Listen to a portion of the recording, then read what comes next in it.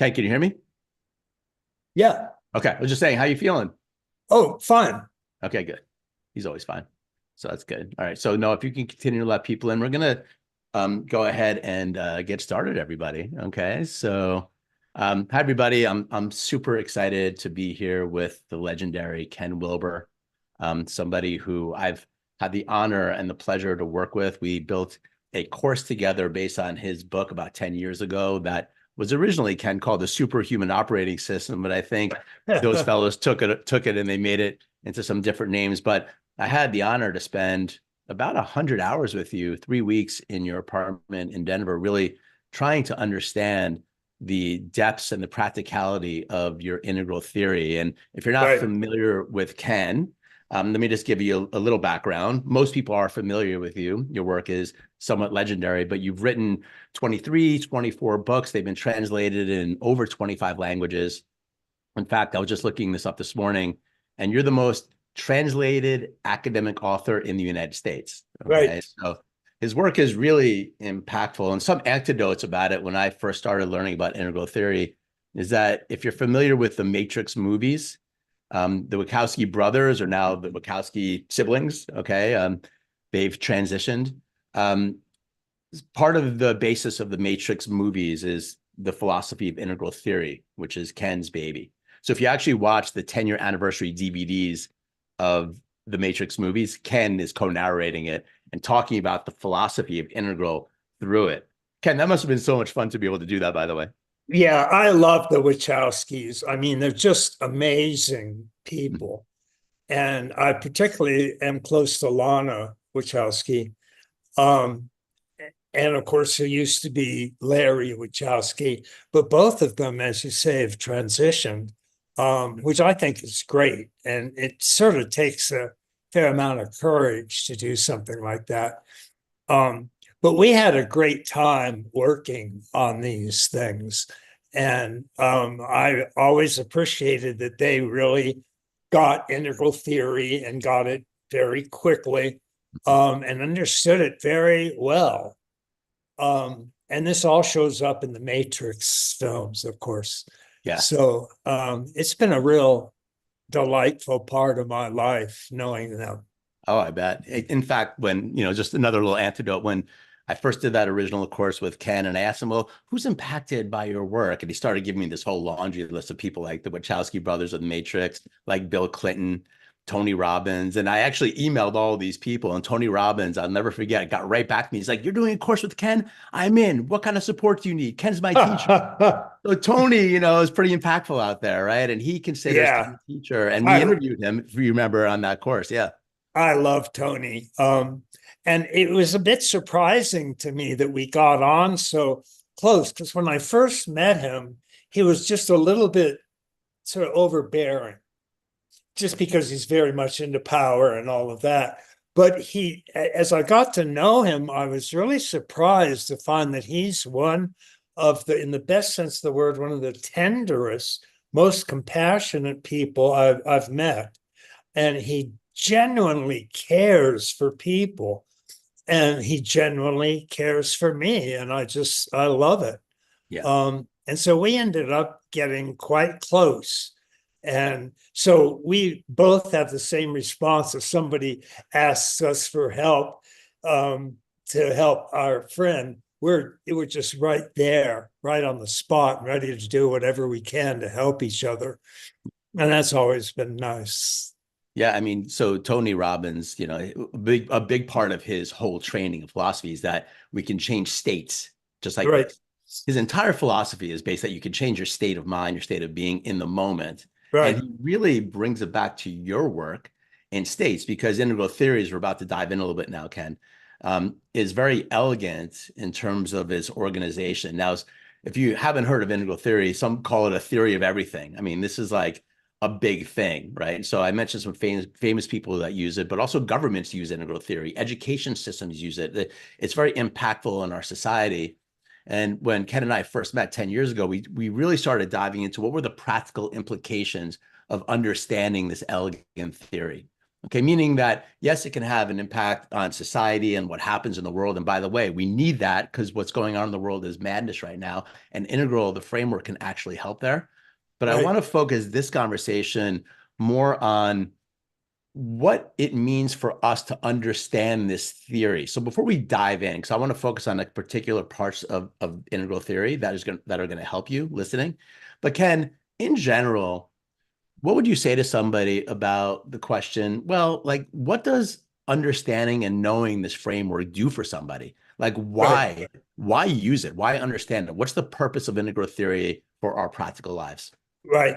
Well, we all have enormous number of things impacting us and sort of governing the decisions we make and what our desires are, what our motivations are. And as I began to look into those, I found at first I thought there was just going to be a single wholeness. And if I found this wholeness, like a Zen Satori, you become one with everything, that wholeness would answer all my questions. But the more I looked into that wholeness, the more I found that it contained at least 5 different types of wholeness. And I just named them, and you can sort of guess what each of them is like from the names I gave them: waking up, growing up, opening up, cleaning up, and showing up. And as you learn what each of those mean, you'll find that they're an entire set of practices or exercises that you can do that will usher you in to the type of wholeness that it's dealing with. So, for example, waking up, everybody has heard of Zen Buddhism and they know what enlightenment is, or at least they've heard of it. And Buddhism and all the world's mystical traditions are interested in introducing you to a oneness with everything. And that everything is in the monotheistic traditions, it's called God. So it's Jehovah, Yahweh, Allah, and so on. And it's a very real practice. And Zen Buddhism is probably well known for being the practice that emphasizes getting a satori. And the satori is Japanese for an enlightenment, an awakening experience. And if you don't know what waking up is, what an enlightenment is or awakening is, you're in for a real shock and a real surprise and a real treat, because you too can get a satori if you practice something like Zen meditation. And it completely changes your life when you have a waking up experience. And the reason it's called waking up is that most people, the theory maintains, are sort of sleepwalkers. We're really not aware of the real world. And when we become aware of the real world, we awaken. We have a waking up experience, an enlightenment experience. And we find out that, in fact, we're not just this small body mind and this little egoic self. We're actually a big self, and that big self is one with everything. So you no longer look at a mountain, you are the mountain. You no longer walk on the earth, you are the earth. You no longer see a flock of birds fly by, you are the flock of birds. And that, as you can tell, just from the way I'm describing it, that's a profound change. That's a truly waking up to an ultimate reality. And an ultimate reality does exist, and all the world's mystical traditions focus on oneness with that ultimate reality. So even Christianity, I mean, St. Paul himself says, let this consciousness be in you, which was in Christ Jesus, that we all may be one. And that's a very good description of a waking up experience, of a oneness with everything. And if you haven't had a type of satori experience, and the more you study it, the more you will probably want to have that type of experience. So that's one of the 5 areas of wholeness that integral theory points to. And it's a very important, it's an actual unity of the finite and the infinite, of human and divine, of being a small self and being one with a big self, or one with God, or one with the Godhead. And it's a very important part of your life when you decide to pursue a waking up path. Okay, let me chime in for a second and ask you a question about that. Okay, so we just jumped right into Sure. the deep end of the pool, didn't we? We went right into the full waking up experience, which is a big part of integral theory. And by the way, it's really one of the things that made Ken's theory so unique was adding in the spiritual component, the component of states of consciousness. He was the first one to really do that. And so when we talk about these other five components of integral, which are levels, lines, types, and quadrants, the states, the fifth one, really is what makes it unique. So I want to just dive into this one part a little bit deeper before we get into some Sure. of these other components. So not pushing ourselves, but having the intention as an individual to have a Satori experience, or an experience of enlightenment, which, by the way, can be different according to where we're at in terms of levels, but that's, Yeah. conversation later.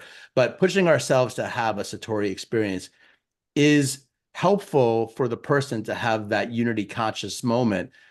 Or do we then always stay in that state, or do we then go back to our practical lives? Why does reaching that state, why does pushing ourselves to experience that help us over the long term? So just talk to me, because I'm just trying to understand exactly, like, what's the use of it from an integral perspective. Sure. Well, among other things, you achieve a real feeling of wholeness. So you no longer feel like you're a fragmented, separate self, split off from the rest of reality and sort of struggling to pull your world together. You are literally one with your whole world. And that means you become one with all of yourselves. Most people have several, they're called subpersonalities, and they just mean that we have a lot of sort of, we talk to ourselves, our different selves, we have conversations, and we sometimes feel we have an angry self, and when we get angry we just sort of change the way we think and what we want, and we have a sad self, and we have a motivated self, and all of those selves are brought together and experienced as a oneness.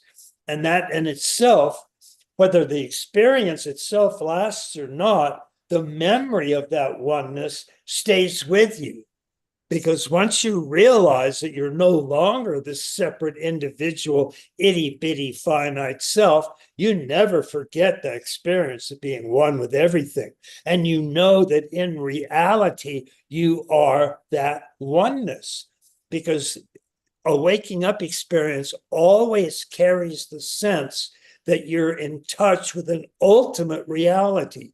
Call it God, Godhead, Allah, the Tao, Buddha mind. It doesn't matter. It's that oneness with everything.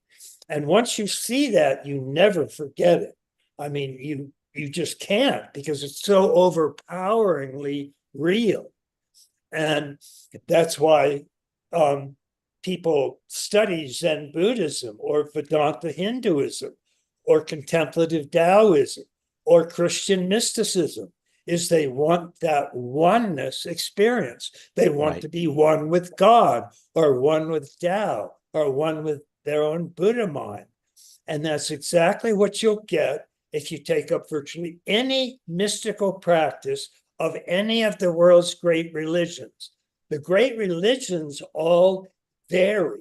They all have different outward mythologies.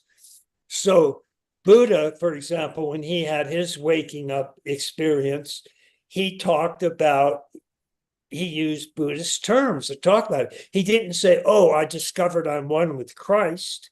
St. Paul would say that, but Buddha wouldn't, or Lao Tzu wouldn't, or Joshua, a Zen master, wouldn't use those terms. Right. So But there's different terms basically for the experience of awakening.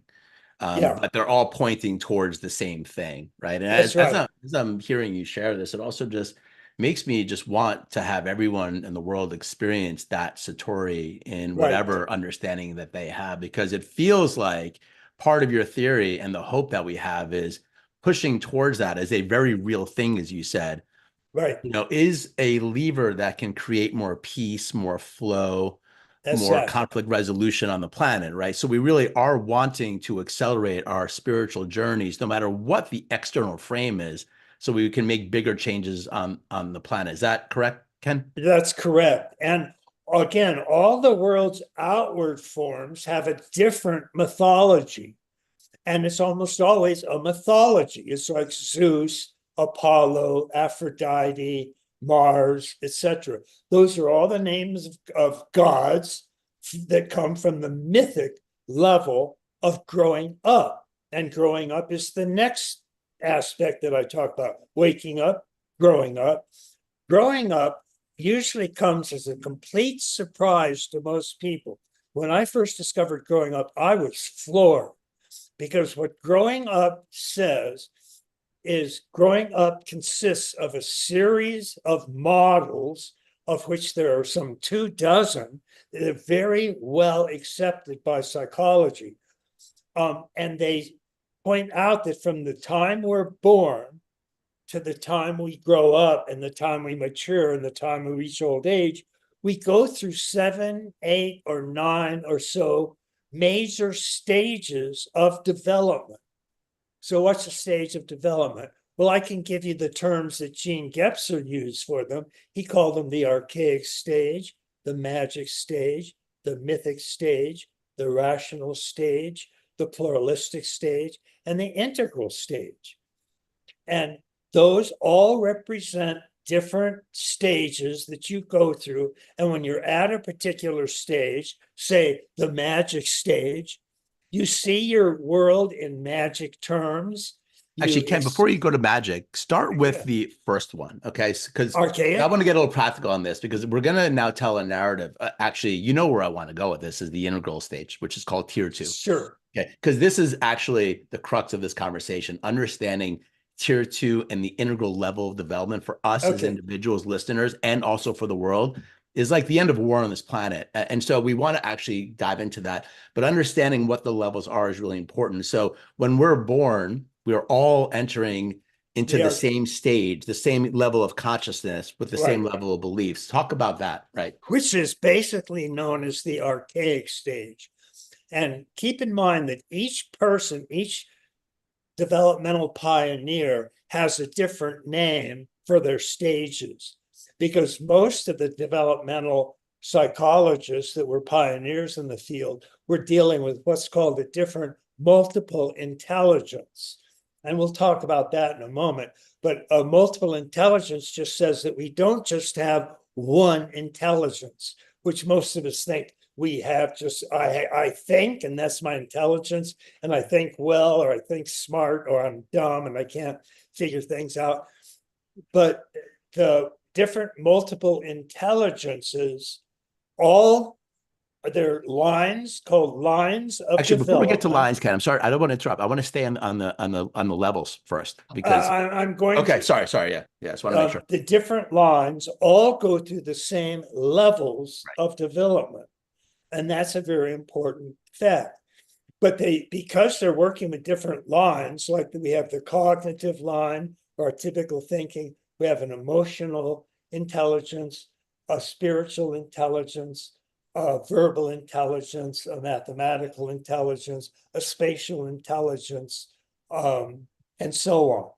And each of those intelligences go through the same basic levels of unfolding.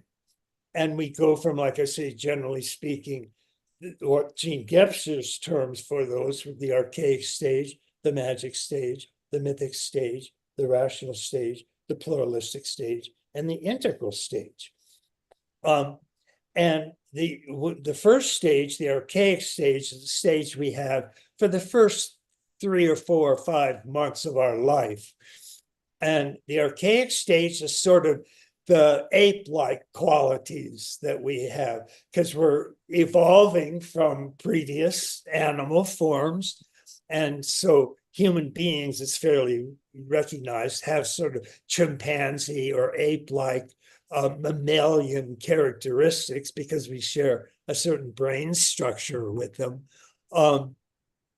And that archaic stage where we can't tell, the young baby, the infant can't tell where its body stops and the environment starts because its mind is not yet well developed. The mind hasn't yet differentiated itself from its environment.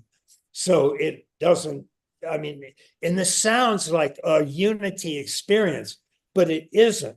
And the reason it isn't is I can use what's called the great chain of being, which is generally the major levels of development as the mystics conceive them. So in Christian mysticism, for example, the great chain of being goes from matter to body to mind to soul to spirit. And you're born at the material level. And when you're at that level, you're one with your material environment because your brain can't differentiate where your body stops and the chair starts. So you're one with everything that you're aware of. And then as the mind starts to develop around the first, the second year, it'll start to differentiate itself from the environment. But at first, it doesn't completely succeed. And so your mind remains sort of undifferentiated or fused with the things it's aware of.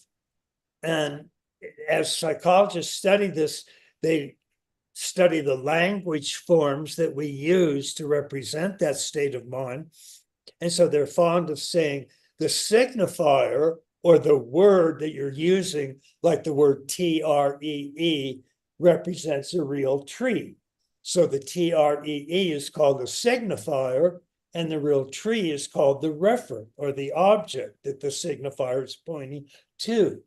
Well, when the brain is first learning to differentiate itself from a real tree, it doesn't succeed very well. And so the young child will think that to change the signifier will change the real object magically. And that's why most developmentalists call this stage the magic stage. Okay, so I want to just pop in there for 1 second and just Sure. clarify. So this is so powerful. And by the way, what he's sharing here is the leap from one level of development into another level of development that we all go through, right? From the first stage Right. of being a baby, and now we go, where we're just dependent and we can't tell the difference, right? We're Right. all there. And then we go to this next phase of development, which is called magic, that he'll share a little bit about. We don't want to go through, Ken, all the stages in detail, I don't think. But just in general, how it works, right? So, because it is very important for right now and where we're all at as individuals at these later stages. This is where it gets really interesting. Right. And when we start to develop this new way of orienting in the world, it just doesn't automatically happen. They're stressed, like we fail, right? Like it doesn't work, or we're confused. Like when we're going through a life transition or we're growing up, right? Yeah, as Ken is talking about, it's not always easy. And this was always the way. It's how we're wired for evolution. Our consciousness is wired to go through these stages where it's a little bit of back and forth. But then, Ken, we get to that next stage where the tree, TREE, becomes the tree and then we have a period of experiencing that level with freedom, right? And joy Right. and ease until the mind develops and starts pushing into its next level of development. And then it starts to grow and shift again. Am I sharing this correctly? That's right. And the next major stage is called the mythic stage.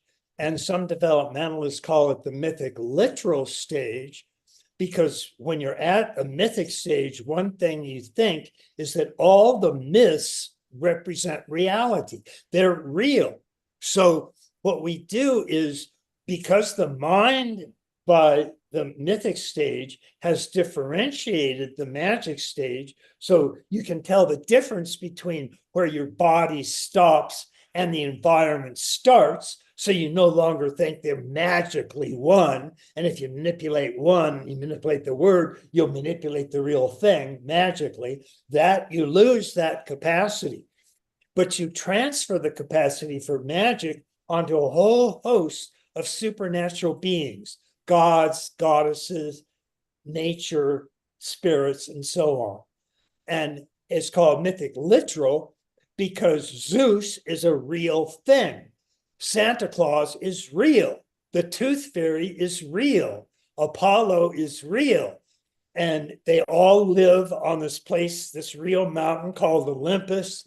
And so we have a mythic literal world. And we live in a world of mythology, and we think all of these myths are very real and they tell the truth, but they're not, of course, they're simply myths, which is where we get the term, oh, it's just myth.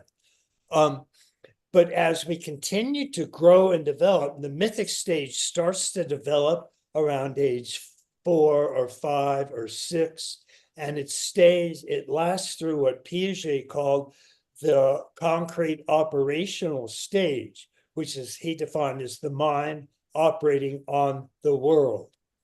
And we notice that the mind can operate on the world because it's differentiated from the world. And so but what the mind does is it ascribes magic to these mythic entities.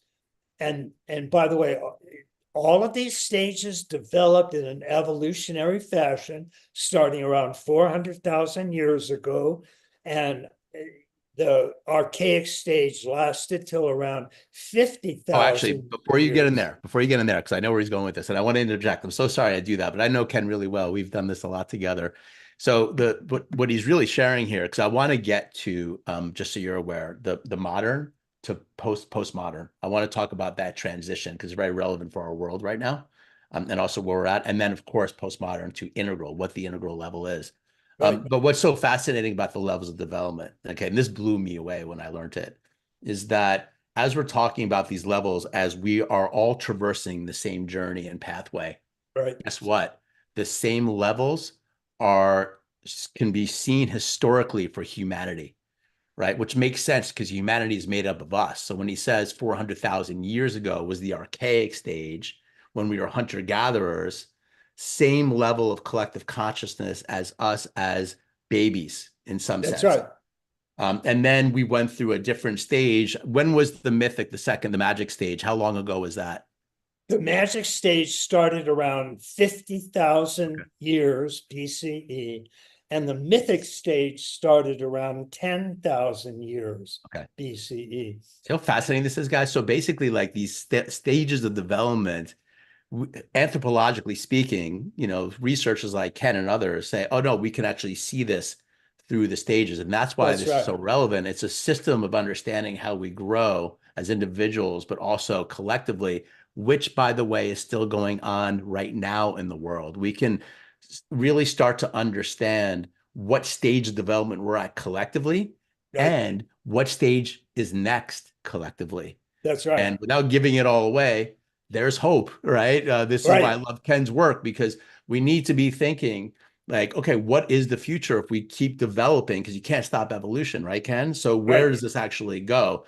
So walk us through, if you don't mind. Sorry to interject, but I just love this topic so much. The orange modern kind of when democracy and science kind of took over, and kind of what that level represents. And then the transition into postmodernism, which is more green, and the green movement, where we all started aware that we're all one and this planet is one thing that we're a part of. I think this is a really fascinating part of this moment in time. So if you could talk to that. Yeah. Sure. So we've gone from archaic to magic to mythic. And mythic is where, by the way, all of the world's great religious traditions began in the mythic era. Myth went from around 10,000 BCE to around 1,000 CE. And so we had this 10, 11,000 year period where we just saw the world mythically, or as developmentalists call it, mythic literal, because all the myths are literally true. So most of the Bible was written during that period, and that's why the Bible is full of magic events, because mythic characters can perform magic. So there's lots of miracles and magic and superstitious stuff. The Bible is loaded with that kind of stuff. Well, so is the Upanishads, and so are the sutras. All of the world's great religious systems arose during this mythic literal period. But notice that this gives us at least two different types of spirituality, because among those who believed in the myths, there are always a small group of people that actually set out to have a direct spiritual experience, not just a mythic idea of some Apollo living on Olympus, but a real direct Satori experience. And we first started getting these experiences. Well, they could have gone back almost as far as humans, but we certainly started getting them during the mythic period. And that's why all 7 or 8 of the world's major religions all have a mystical core. And although all their myths differ, Chinese myths are different from Christian myths, which are different from Buddhist myths, and so on. But all of the core mystical traditions all are the same. They all agree with each other. So if a mystic, a Chinese Christian or a Chinese Buddhist mystic meets a Christian mystic, and they start talking, they'll immediately understand each other because they both had the Satori-like waking up experience. So they know what he means when he says, God, I'm just so one with all of this. The other guy will go, yeah, that's great, isn't it? He knows exactly what you're talking about because he's had himself a Satori. So that gives us two very different types of religions. And most of the mystics don't believe the mythic versions of their religion. They'll often use the terminology. A Christian mystic will say, I'm one with Jesus Christ, because he has no choice, really. But he doesn't believe the myths around Jesus Christ. Most mystics don't believe that Christ was actually born from a biological virgin that was impregnated by something called the Holy Ghost. Those are all mythic, literal terms. But they all agree on the core of being one with this divine spiritual reality. And they are that divinity themselves. And that's called waking up. So that lasted until the rise of, that would all be referred to as sort of ancient or archaic history. The archaic magic and mythic stages are all sort of ancient history.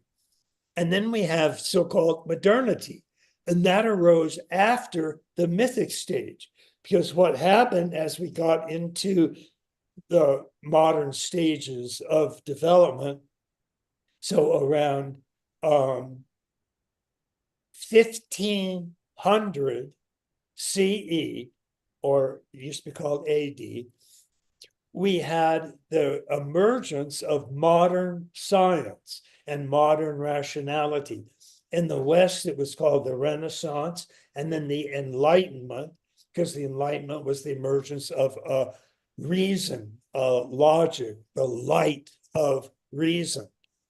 And Whitehead, for example, Alfred North Whitehead, who's a very great philosopher, he felt that the very beginning of modern science was when Kepler and Galileo, both simultaneously but independently, came up with the core of modern science. They both said, quote, the laws of nature are to best be understood through measurement. And so Kepler measured the planetary motions. He actually got a telescope out and measured the degrees that they made as they circled the sun, or as they were just stars moving in constellations. And after he measured the movement of all the planets around the sun, he came up with the laws of planetary motion. because they were laws of the measurements that he had discovered. While Galileo studied terrestrial motion, and he came up with the laws of terrestrial motion. And then Isaac Newton, about 100 years later, put both of them together. And when Newton had this insight, he's usually pictured as sitting under an apple tree, and an apple drops on his head, and he goes, oh. What he discovered was that the same force that makes the earth go around the sun makes the apple fall from the tree, namely gravity. And so he came up with his laws of universal gravity, which was a profound breakthrough and the real beginning of true mathematical science. And these things all happen at the same. The interesting thing about this, that's really just how evolution works through humanity in our minds, is that these things all happened around the same time, but separately. So you can see the beginning of a new level, a new way of seeing the world, a new understanding of who we are in the universe through science, through measurement in the 1500s and the 1600s, right? That didn't exist before. There was maybe very few people who thought about it that way, the ancient Greeks or whatever. But until it actually became a thing, and then all of a sudden, boom, it exploded. This is a new level of development being introduced on the planet as seen by individuals that then expanded, which has really dominated our airwaves for the last several hundred years. It wasn't just science, was it, Ken? It was also the Industrial Revolution happened. It was also democracy was birthed out of this modern way of thinking. All these things happened within 100, 200 years together. And then kind of went through until this stage has also exhausted itself and a new stage began emerging, right? So am I sharing all this correctly?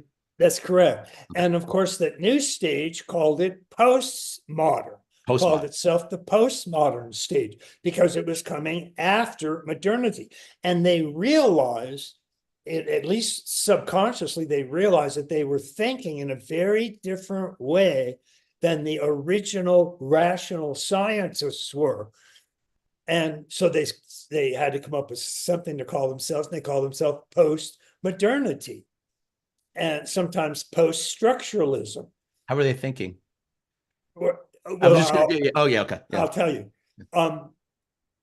Notice that waking up consists of different states of consciousness. And a state of consciousness is defined as a first-person experiential awareness. And first person is the perspective of the person speaking. Second person is the perspective of the person being spoken to. So first person is I, me, mine. Second person is you, thy, thine. And third person is the person or thing being spoken about. So that's he, she, they, them, it, or its. And the reason that we recognize these different pronouns and give them different names, first person, second person, third person pronoun, is they represent very real realities. And we had to be able to represent that in our language. So we came up with first person, second person, and third person. And those are all very real and very different perspectives that we can take. So I can take my perspective and talk with you, and you have your perspective, and we'll exchange perspectives. When I'm talking, I'm the first person and you're the second person because you're listening. And when you talk, you're the first person and I'm the second person, and so on. But so we had those first, second, and third person realities, and they consist of what's called structures. Unlike states of consciousness, which are first person direct experiences, structures aren't that. So if you are sitting out in the woods and you're meditating, and all of a sudden you have a satori and you're one with everything, you know it. You really know it. When you're drenched in love and bliss and you're one with the entire universe, you're fully aware of the fact that that's happening as a first person direct immediate experience, and you know it. But right now, if you try to look inside and see where you are in these stages of development, you won't do it because they're not first person states. They're third person structures. And structures are like grammar. I mean, right now we're all speak English, and so we're all sharing an extensive rules of grammar. And we all know unconsciously what those rules of grammar are, but we can't see them because grammar just is there. It's not something that you can see, that your first person self can actually see.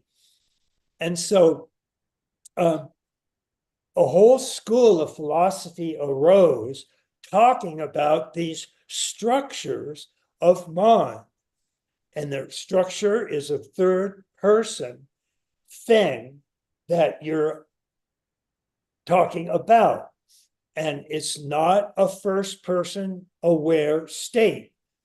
So let me ask you a question about how does that relate to going from modernity to post-modernity? Because you mentioned that we're in the process now of the science, the democracy, the industrial revolution all happened in the 1600s and 100 years. That's gone through a process, and all of a sudden this new way of thinking, which a lot of us will identify with, that's listening, about how we orient in the world, post-modernity, right? Or the green movement, which I think happened in around the 1950s or 1960s, whereas when right. it became more mainstream. So talk to us about that shift and what that belief structure is that you would concern postmodernism. Yeah. That's called a structure. Yeah. And so I'm differentiating between states, which are first person direct immediate experiences, and mark waking up experiences, versus structures, which are like grammar, and they are actual structures in the mind, like concrete operational thinking or formal operational thinking.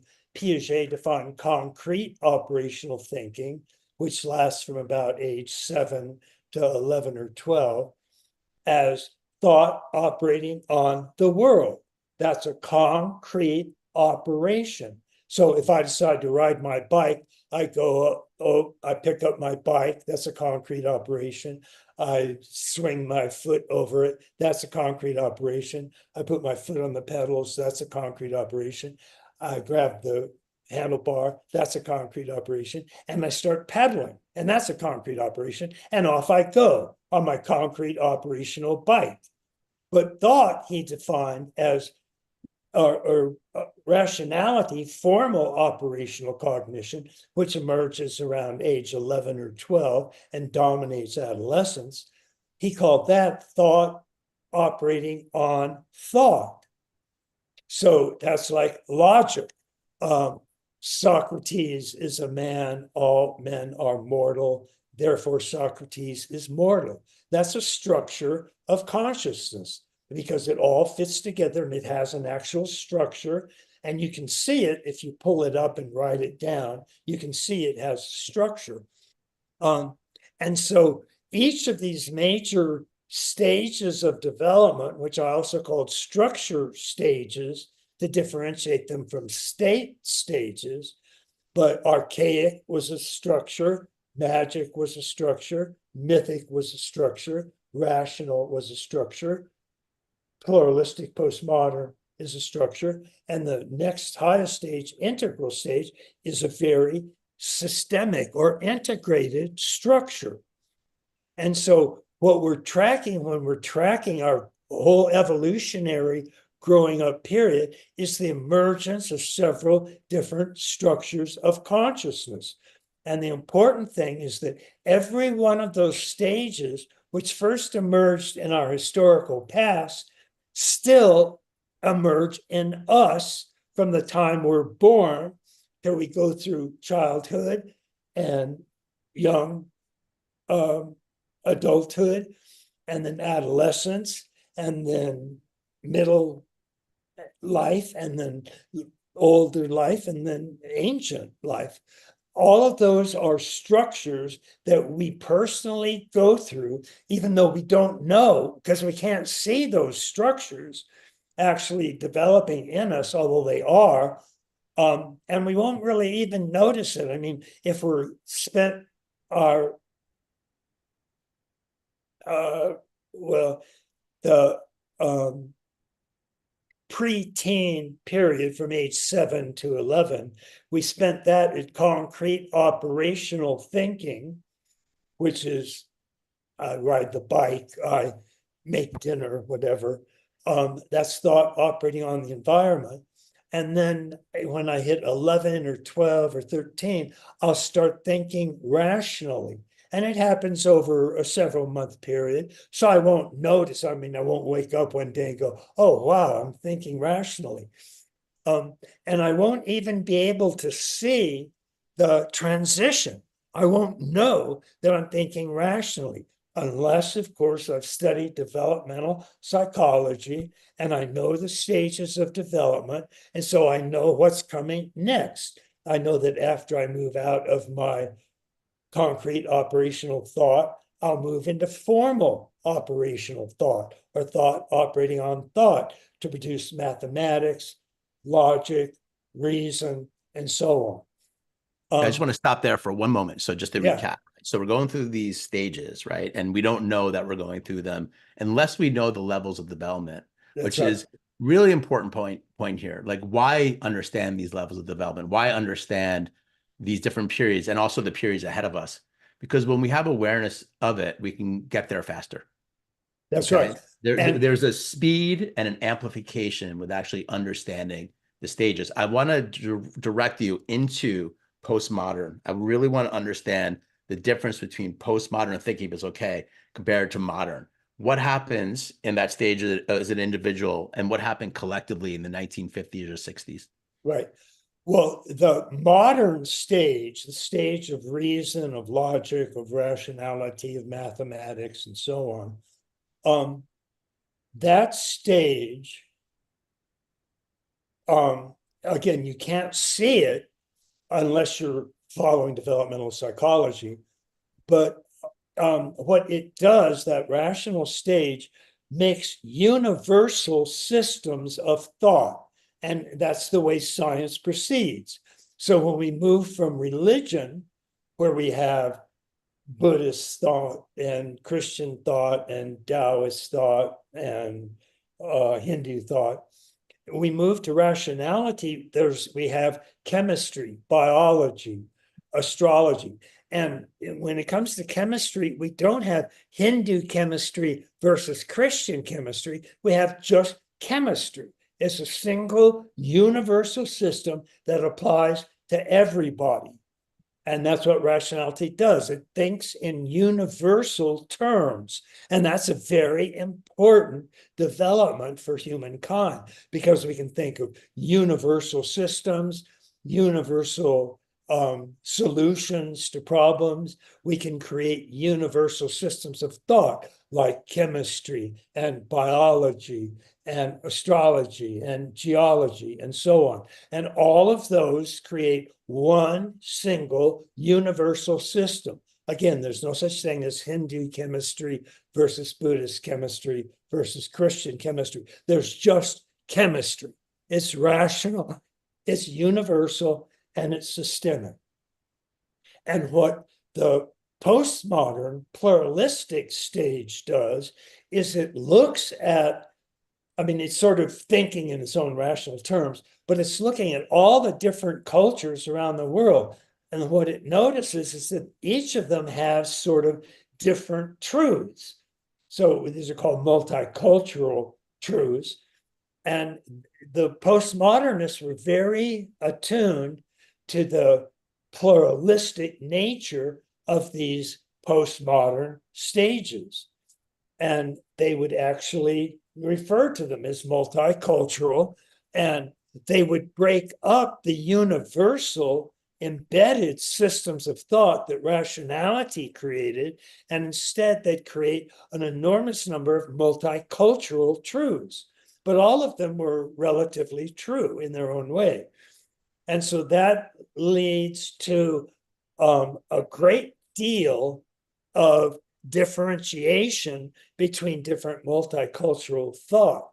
But what the green stage, which is what I also call the pluralistic postmodern stage, what it can't do is it can't figure out how all these different truths fit together. It just doesn't make any sense to them. And so they end up getting very confused and very fragmented. And that's the stage the world is largely at now. Right. Is this pluralistic, postmodern, fragmented, multicultural stage.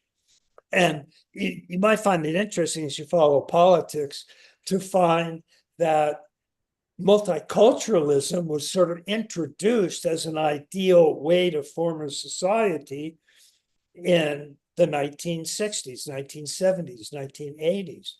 And Europe was one of the first to try and actually create a multicultural society. But almost every single European nation's leader came out, including Margaret Thatcher and Herman Kohl, came out after about 30 years of trying this and said straightforwardly, quote, multiculturalism doesn't work. And the reason it didn't work is everybody was glomming on to a different multicultural truth. And if everybody can't agree on what the truth is, you can't pull a society together. It doesn't have any shared values or shared truths that they can all agree on. And so that has produced the fragmented state that the world still is in today. What's the hope of that? The hope comes with the next stage, which transcends and includes all these multicultural stages. And I want to get to that. I want to just chime in real quick, because this is the juice. This is so juicy right here, right? So the green postmodern movement happened, and it was an awareness that, wow, like there are all these different truths out there. Right. It was like a global awakening, like, oh, we are all on this planet, and we all have these different systems and ways of being, right? And the technology supported that, like all Right. the emergence of TV and radio supported this emergence of this global awareness that we are all one on this planet. But it didn't mean and doesn't mean that that level of development and thinking can then go ahead and solve all of the problems, because they didn't know how to do it, right? Right. And That's right. so now we're at this point, and this is where I find integral so relevant and fascinating, that a new level of development has emerged, which Ken has identified. It's called integral theory, because it's the Right. integral level of development, and you call it tier 2, where all the That's right. levels before it are tier 1, meaning they're Right. all just playing the small little game. And Right. then we get to the big boy or the big woman table, and we get to this new way of thinking about the world, okay, as individuals. And as we've seen, as enough individuals reach that level of development, it becomes the mainstream out Right. there, which has happened before. So that's Right. why I just wanted to interject to say, like, we've been teeing it up to this point of really understanding what integral means, like the Right. integral level. What makes an integral person different than a postmodern person? What is the Right. orientation? Yeah, go for it. And let's notice that all of the first tier stages, each stage thinks that its truth is the one and only truth. So magic thinks that only magic is real. Mythic thinks only its myths are real, and especially only its mythic God is the one real God. Forget what the mystics say. And rationality thinks that science is the one true reality.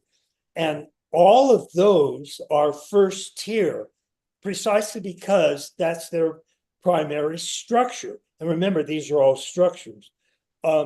And second tier starts to integrate all of those different truths.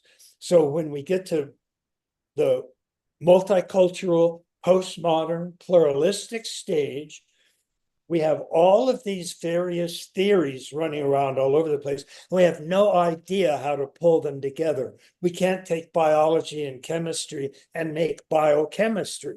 It's just beyond the cognitive capacity of the pluralistic postmodern stage. And that's where the integral or second tier stage comes. And we have two major levels or two major structures in second tier. And the first structure is called Um, well, developmentalists give them different terms. One term is called paradigmatic, because paradigmatic takes they are formed of paradigms, and a paradigm is a structure of thought that ties together a bunch of different thoughts into one unified whole or single paradigm. And that's what most forms of science are. So astrology is a paradigm, biology is a paradigm, chemistry is a paradigm, and so on. And that starts to introduce a type of wholeness to the world that the pluralistic stage had destroyed. Well, you once And told me this, that the way you once described it to me was you said that at the integral level, it's the first time we understand that all the different levels in tier one below it all hold levels of truth. They're not wrong. that's They're right, just structures that exist, right, right? And at the integral level, you actually have this kind of witness capacity, to see all the different paradigms and be like, oh, like they're not wrong. We don't have to go to war with them. Like they're not wrong. Their God isn't wrong. That's just the levels that we're all at. It's a heightening of our awareness where right. we actually understand the stage of development. And that in itself creates something very profound for a human or a society where we no longer need to be in conflict because we actually understand that all these levels hold value. Is that another way to say kind of what you're That's sharing? right. And that's especially true of the second level of the integral stage. The first level is paradigmatic, where it can draw together a lot of different theories into one. But then you've got a bunch of paradigms lying around. And the second stage of integral is called cross paradigmatic, because it looks across all the paradigms and draws all of them together into a unified whole. Now, that's a fairly hard cognitive task to perform.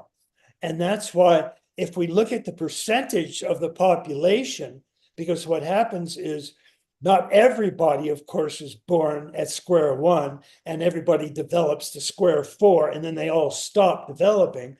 Some people continue developing, and some people don't. And so, at the rational level in our world today, we have about 50% of the population is at the rational stage. And that means at the very least, they can understand rationality and reason and logic. And at the green or the pluralistic postmodern stage, about 25% of the world's population is that. But that's the leading edge for us, because that's the highest percentage of population that has yet emerged. Because the next stage, the teal or beginning integral stage, has about 5 to 7% of the world's population. And then the cross paradigmatic stage, which I said is a very difficult stage to reach, has only 0.5% of the world's population at cross paradigmatic. So that's not, you're not going to run into an enormous number of those people. You're going to run into about 1 out of 200 people are at cross paradigmatic. And there are some postulated higher stages of development, because the point about evolution is it just keeps growing and growing and growing.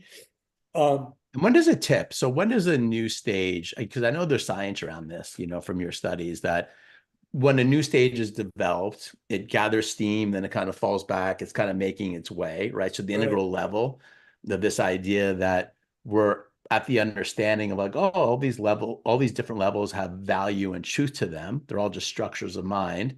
And that creates, as you once said to me, an integral person at a party because there's somebody that can be friends with everybody, right? You had right, said that beautiful, like kind of say that they just kind of accept everyone where they're at and they don't have right, conflict with their family members because they understand, oh, my mom is just at that level, my dad just at right. that level, That's right. my kid just at that level. They have a very peaceful understanding about them and That's right. accepting. And that starts at the first tier of Right, integral. right. So But you what have percentage? So you said 5 to 7%. When do these stages then flower into the mainstream, right? You know, which is kind of Stephanie S in the chat here on the live call. No tipping point yet. Like, when is that tipping point? When does that happen? Right. Well, whenever that happens, what I found is that when the leading edge reaches 10% of the population, there's a sort of a transmutation of the entire culture, which is that not everybody comes to that level. Like, so not everybody will come to teal or the first level of integral, but they'll at least know the name of the stage, and they'll they can repeat what it does. So they'll say, oh, that's where it takes all multicultural stuff and starts drawing it together. And you go, yeah, that's right. And that happens when about 10% of the population reaches that higher level. So of course, what I'm really looking forward is when that 5 to 7% becomes 10%. Because when that happens, there's going to be an enormous market for my books, among other things. Everybody will at least understand integral, and they'll go, oh yeah, it's that big hunking theory that draws everything together. Yeah, I know about that. I'm not interested But in he's it. joking, but there's so much truth to this. This is why I love this conversation and why I love your work. Because when I first heard this, I was like, so wait a minute. This is how my brain thinks. Like, okay, there's this new level of development that is already here, that's already happening. Right. And at 10%, the whole world starts operating this way through this transmutation that we've seen historically. So therefore, to create peace on this planet and to really not completely eliminate or end conflict, because I'm sure there are problems at whatever level we get to, Yeah. there are challenges along the way, but to get out of this current crazy world that we're living in, you know, with so much war and conflict, the job is let's get everybody from 5 to 7, let's get it up to 10, That's right? right. So that is like our shared mission here is like, let's continue to push that level because we will see some changes. This is why I love this work, because there's so much hope in that idea coming That's from right. scientists that study these levels of development. It's not just spiritual people meditating and say, oh yeah, we can all change the world. This is Right. actually a system of growth that is proven and replicated and actually predictable, right, Ken? That's right. And interestingly, I no longer believe that waking up experience will change everything. Even though you become one with the entire universe, you can experience that oneness at virtually any stage of growing up that you're at. And all it will do is really reinforce that growing up stage. So some of the earliest shamans, for example, that were at the magic stage, they could, through shamanic rites and rituals and so on, they could occasionally have a waking up satori, and they would feel one with their whole world, and they would really see that whole world as magic. So now magic is an enormous influence on their life. And that's what all the voodoo-like religions, which were magic religion, notice in voodoo what happens, because at magic, the mind doesn't well differentiate itself from the thing it's representing. So the word tree is confused with the real tree. And we see this particularly in religions like voodoo. What happens with voodoo? If you get mad at a person, what do? You go home, you make a doll that looks like that person, because you can't really tell the difference between the doll, which represents the person, and the person itself. You'll get out a bunch of knives and start stabbing the doll, and you think you're actually killing the person. Right. Well, it turns out if the person believes in voodoo and they know they're being stabbed, they'll actually get quite ill. That's just the way that It's the way that stage it is. goes. So we have several questions coming in right now about this concept. Okay. And Okay. I'm going to ask you the big question, which is, okay, you just framed out this very beautiful, hopeful story that is based on science and study of how we grow up, how we wake up, how we do all these things that you shared. And we're pushing to these higher levels of consciousness and And awareness. incidentally, we can probably see that 5 to 7% reach 10% within 10 or 20 years. Well, how do we get there faster? What can we do? What are the practices that we can do as individuals? What works for us to accelerate and amplify our growth? Yeah. The most surprising study of all, and this is a real empirical study on how to help people grow through the stages, found that when a person takes a developmental model, whether it's moral development, cognitive development, emotional development, spiritual development, and they just learn the names of the stages of development, that just learning the names of all the structures of development, they'll actually develop more quickly through all of those structures. And that just shocked everybody because they're, wait a minute, how can that happen? We don't know. Apparently, when you tell the mind, look, I don't know what stage you're at now, but you can keep growing, because the next stage is called rational, and then it's called pluralistic, and then there's an actual integral stage. When you just tell the mind that, it starts to open itself up to higher development, and it will actually move through these structure stages in a much more rapid fashion. And The that awareness shocked of the system. everybody. But what we're doing right now will help every person on this conversation grow more rapidly through the higher remaining stages that they still have left to evolve through.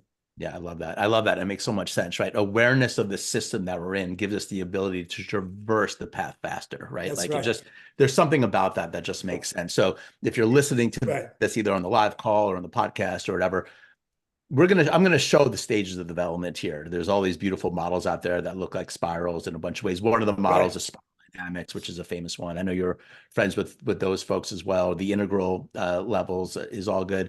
What about the practice of meditation? Because I remember in previous conversations you had said that that was another practice that was shown to amplify our ability to get to our higher levels of growth. Is that still the case, meditation or mindfulness practice? And are there particular types that work even better? It's still the case, but it's not quite as strong as we once thought. In other words, you can be at virtually any stage of stage growing up in the process of waking up. And the state stages are given names like gross, subtle, causal, turiya, which is Sanskrit. It just means the fourth, because turiya is the fourth major state after gross, which is your typical waking state, subtle, which is your typical dream state, and causal, which is your typical deep, dreamless sleep. And turiya just means pure awareness without any particular content. So it's the home of the witness, which just witnesses what's happening in your mind, but doesn't identify with any of it. And then the fifth state is turiyatita, which simply means beyond turiya. And turiyatita is when you no longer witness everything, you become one with everything. And that's the real state of enlightenment or waking up. And those are helped to some degree when you're practicing growing up practice. And the stage, when you're meditating, it can also have a mild influence on how fast you move up the stages of growing up. Good. Interesting. So the But research it shifts. doesn't determine it, and it's not a determinative causal relationship. So you can, they're actually relatively independent growth processes. So you can be at the fifth highest stage of waking up and still be at a mythic or rational stage of growing up. Or you can be at a pluralistic postmodern stage, or you can be at an integral stage. And but they're not caused, the growth through the stages of growing up, the structure stages of growing up are not caused by moving through the states. Oh, got it. Totally makes sense. And by the way, this really is a matrix. Ken has done such an amazing job today of like breaking down some really complex material. If you can't tell, he can go 7 million miles deep on any one of these points. Okay. Right. And so that's why I'm really trying to make it that we can really understand, like, and I think we really got it across, like the value of understanding our states, the value of understanding the I framework. appreciate your interrupting for that. No, no, I know. But by the way, if you're just tuning in, we've done this before. Okay. So I've spent a lot of time with Ken and I told him, like, look, I'm new to this. I'm wanting to understand. I may interrupt. That's going to be my role. And he was like, cool, let's do it. And of Yeah. course, him being so far advanced and integral, he's accepting me for who I am. So he's modeling it right here, everybody. So Ken, I want to be cognizant of your time. We've been over an hour and you've been amazing. But if you're open, I would love for some of the folks, some people on the live call here have a question that they'd love to ask you. Are you open to a couple questions Sure, from of the course. audience here? And I can Okay. stay on as long as you want. Okay. Well, that's great. Look, I think let's have some questions drive, the next part of the conversation. We'll go to and if you do have a question on the live call, raise your hand and I'll be calling you, then I'll have to unmute you. So Shalom, go ahead. You can unmute and you have the stage with Ken. Okay, wonderful. First of all, Ken, I just really want to thank you and your work and the systems of understanding that you've offered the world and all of us is profound and transformational. So thank you so Thank much you. for this. And it's a I real appreciate honor it. to be on this call with you. Great. So we're here with, Unified by Todd's group, as purpose accelerators, right? And we're all here with the intention to have a positive impact on the world. Right. And so I have a two-part question. The first part is, what advice do you give individuals, just, people who aren't celebrities or aren't like, don't have a lot of clout behind us necessarily, but have a tremendous love, who are really here to be in service, who have had Satori experiences and recognize the oneness and want to put that in action in service of others. That's part one. And the Right. second part is we have this emergence of this disruptive, amazing new technology of AI. And I'm just wondering as well if you see that in a way of being able to support this teal stage, to be able to Right. support awakening or destruction, just kind of what your views are on that. It's Right. Well, I can tell you to answer sort of both of them, I'm working now with 3 or 4 of the very largest AI producers in the world.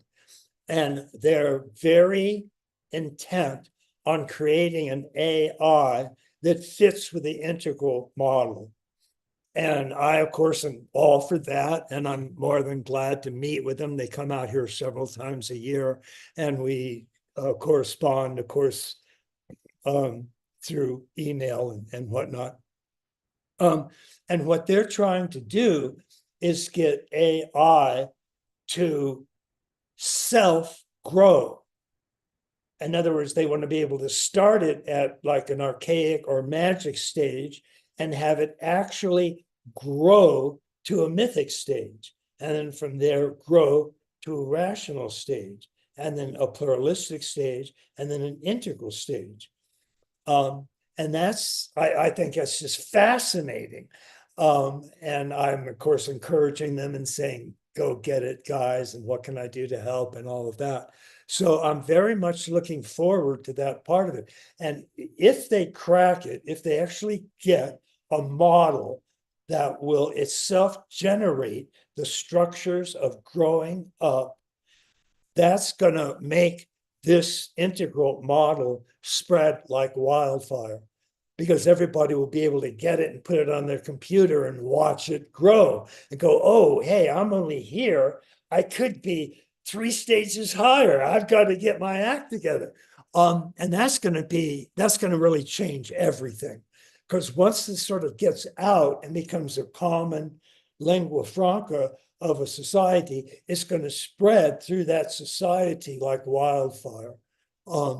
Because people that are at least at a multicultural stage are just desperate for anything that will show them how to pull stuff together. They're tired of being fragmented and splintered and have all these multicultural variables crashing down on them, and they don't have a single idea how to pull them all together and make sense of all of them. Like, what does this mean in the real world? Well, it means get to an integral level and have a look. So I'm very encouraged by the future possibilities of this model. And I'm hoping it'll happen sooner rather This than is so later. great. What great news to hear this, right? That AI, and this is so encouraging because we just think, yeah, I know we're praying here, but we think that, oh, the technology is going to come in, it's going to be totally unconscious, and who's running it, who's making the decisions. These folks are going to people like Ken and saying, hey, how do we build this AI and this technology with this level of awareness? Right. And I mean, like, this is where we can see some real hope here. So anything that we all can do to support that connection between you and these folks, I think is going to be, and I think we're seeing something here that's very promising. So Right. Christopher has a question for you as well. And I know he's a huge fan of yours. He's tuning in from Europe over here. He's very happy to be here. Go ahead, Chris.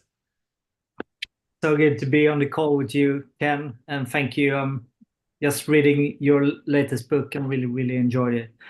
So my question was a little bit, it's been tangented to what Shalom said, but how do we amplify the integral stage development in the world at this point? I'm thinking of how's the integral look at knowledge structuring, how to create truly integral communication systems and channels, and how do we integrate the integral voices in the world into one powerful cluster for change? Because I feel everything is so separated today, and it's really hard to communicate. And then we have all the fake stuff coming in more and more, which makes it really hard to get anything said and done. Right. What are your thoughts on this? Well, of course, education in the broad sense is the key to all of this spreading, because it's fundamentally a basic set of ideas, and ideas are transmitted from one generation to another through some sort of education. And they also spread out to lots of other people by educating them one by one by one. And that, in a sense, is a long, slow process, which is why I'm very interested in the AI work that's being done on this, because that'll give us a very quick educational spread. But by education, I mean if you're like working with a group of people and you want to get them integrally involved, you have to take it upon yourself to sort of go through them probably one at a time and say, let me show you a way I've found of thinking about things. And it's very important because this thought process shows us an enormous amount about ourselves that most of us have no idea exists. But let me explain it to you and see if you get it. And we've just gone through waking up and growing up. There's also opening up, which is opening up to all of your multiple intelligences. And I'll tell you how I did it when I first found out about multiple intelligences. That also surprised me almost as much as understanding there are different structure stages of growing up, which I had no idea at all that I had gone through these 7, 8, or 9 major structures of growing up. It just came as a complete surprise and shocked me. And I almost was surprised by opening up, because opening up means that we have anywhere between 8 and 12 multiple intelligences. And those intelligences, we can open up to all of them, which is why I call it opening up. So we have cognitive intelligence, which is our typical thinking process. We have emotional intelligence. We have moral intelligence.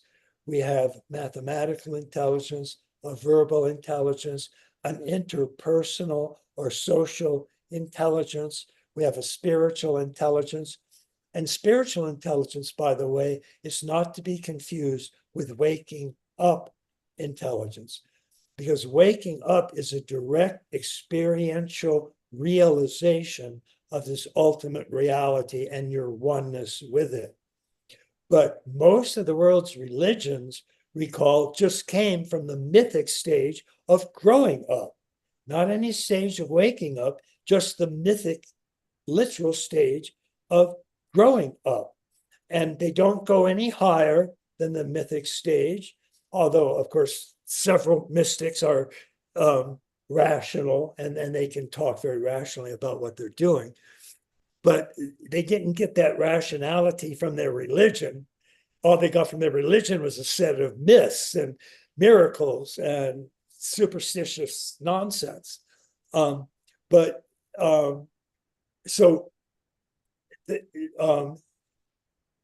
that is what we call opening up to all of these multiple intelligences.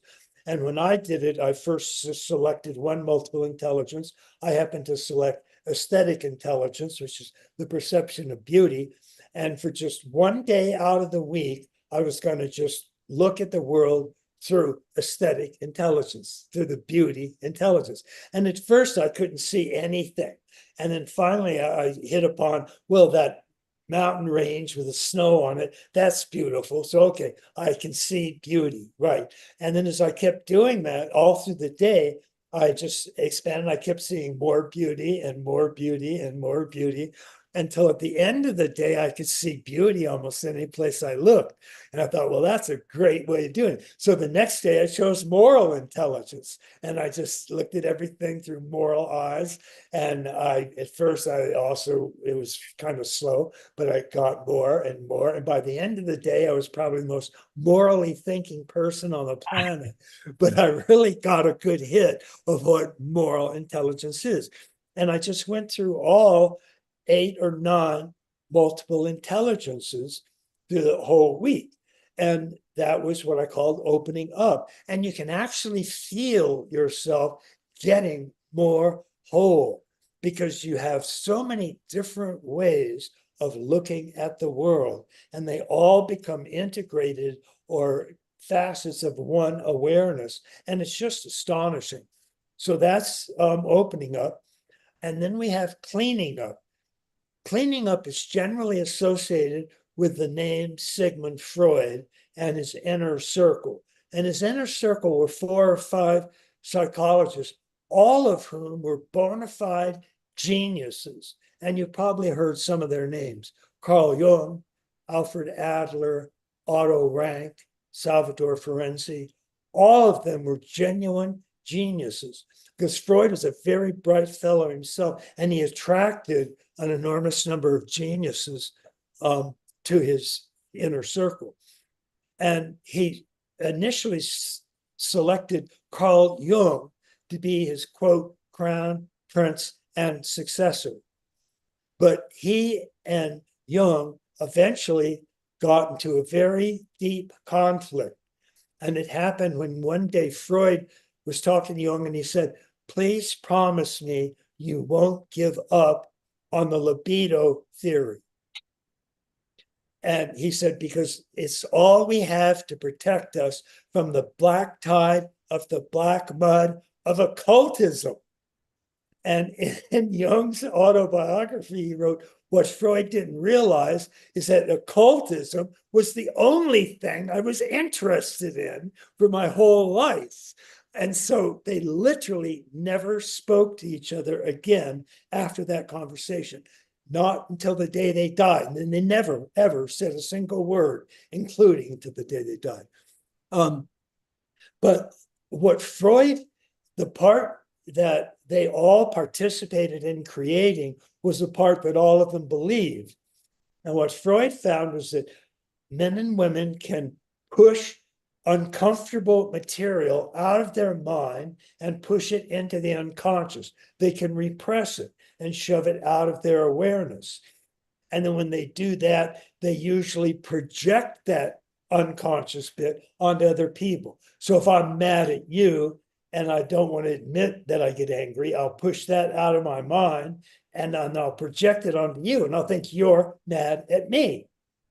And Freud also noticed that when people push stuff out of their mind, they tend to refer to it as an it, because an it, remember, is the pronoun for a third person.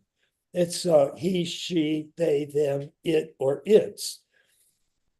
And so when Freud himself was asked, what does this new psychoanalysis of yours do? He famously replied, where it was, their ego shall be. what most people know is Freud himself never once used the term id or ego. He used the actual third person pronouns. So for it, he actually used the German word for the it. And for the ego, he used the German pronoun for the I, das Ich. And so what Freud really said when he was asked, what does this new psychoanalysis of yours do? He said, where it was, there I shall become. And which was really a brilliant summary of what psychoanalysis did, because it looks for all of your it's, like Freud found out when people repress stuff, they refer to as an it. So they'll say, this anxiety, it overcomes me. I can't do anything about it. Or this depression, I can't control it. Or this obsession, it overcomes me.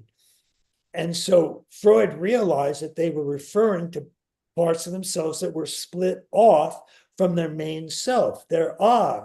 So what he wanted is for where it was, there I shall become. In other words, we need to reintegrate our projected, repressed it. And the easiest way to see this is through another follower of Freud's, which is named Fritz Perls. And Fritz Perls was a big superstar at Esalen Institute. Many of you have heard of Esalen. It was the first growth center founded in America, founded by my good friend Mike Murphy, who was left an absolutely stunning piece of land in Big Sur, California, right on the edge of the ocean. And he just turned it into a workshop. There were several buildings on the property, and he would just assign a different teacher to each building, and hundreds of people came to Esalen. And by the end of the first year that Esalen was created, there were over 300 growth centers in America, all of them modeled on Esalen. So it was a huge success. And Fritz Perls was one of the big superstars at Esalen. And he would usually hundreds of people would show up for his workshops.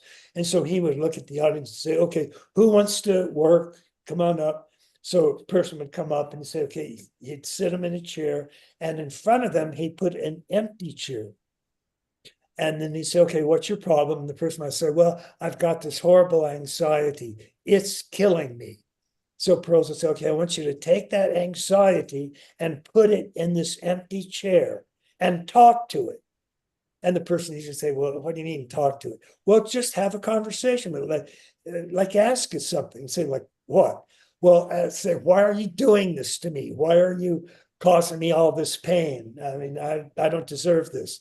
And he'd say, okay, now you yourself sit in the empty chair and become the anxiety and answer yourself from what you just said. And or ask yourself, respond to, why do you do this to me? And so it's the person would sit in the empty chair and say, well, I'm doing it to you because you're an idiot, you're stupid, you don't know anything. And so it's okay, now sit back as yourself and respond to that it. And so he'd get a conversation going between the person and their it.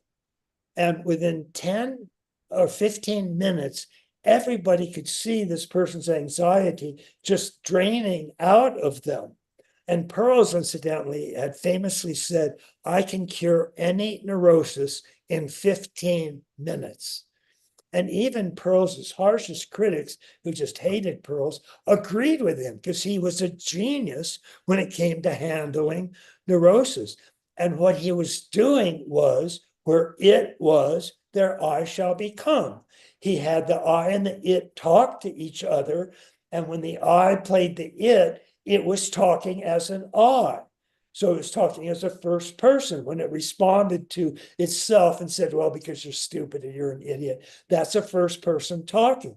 And so this was a perfect way to reintegrate the it with the I.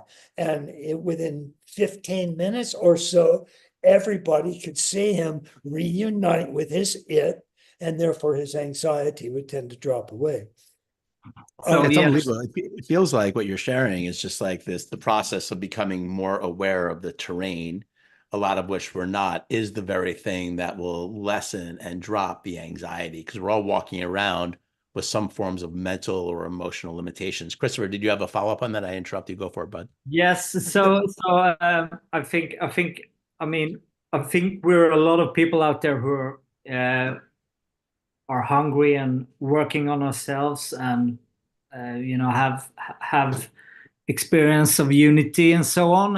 I'm more interested in why we're not more connected together, why we don't have common platforms. I have this theory that because the communication systems are somewhat deficient, a bit broken, and that makes the problem with the more grosser kind of forces, right, or having a lot more or more better at communicating. Because if a lot of people out there don't know about shadow work, they don't know about Turiya, they don't know about One Taste.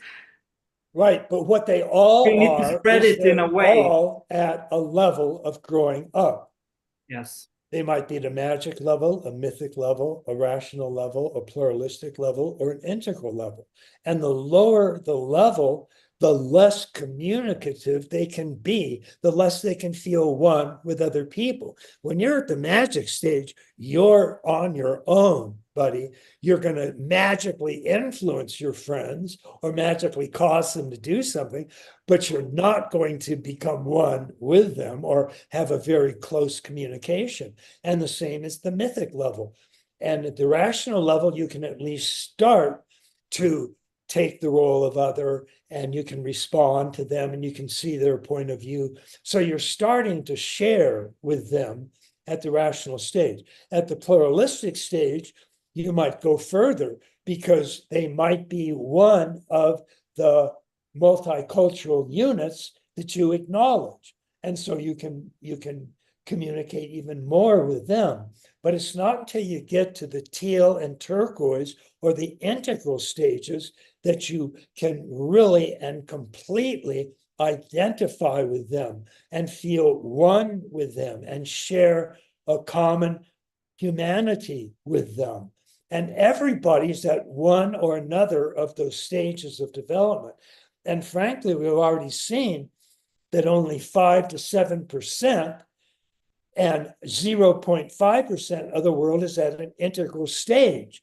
So that explains the whole problem with humanity's fragmentation right there, because they're all at multicultural or lower levels of development. And remember, every stage at first tier thinks that its truth is the only correct truth. All the other stages are infantile, goofy, stupid, or just plain wrong.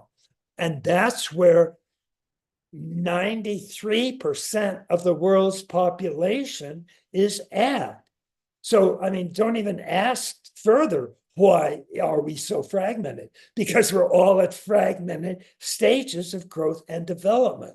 And remember, we all just started out in tribes of 20 or 30 people, and those are all at the magic stage. So it took a while for evolution itself, which, by the way, the core of evolutionary movement is called transcend and include.